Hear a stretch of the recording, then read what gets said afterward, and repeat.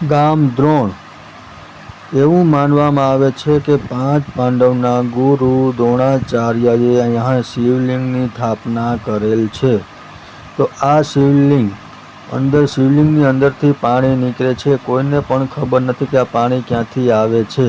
તો એ પાણીનો અભિષેક પબ્લિક ઉપર કરવામાં આવે છે। તો 2 કુંડ બનાવી ગયેલ છે ભાઈઓ માટે અને બહેનો માટે। એ શિવલિંગનો અભિષેકનું અહીં સ્નાન કરે છે।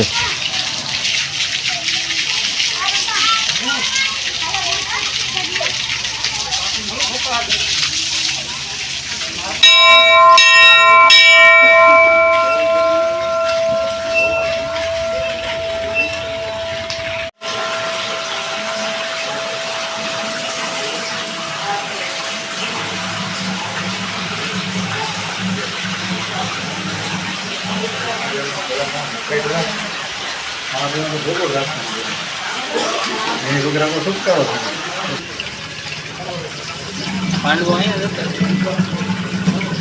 જ રખડતા.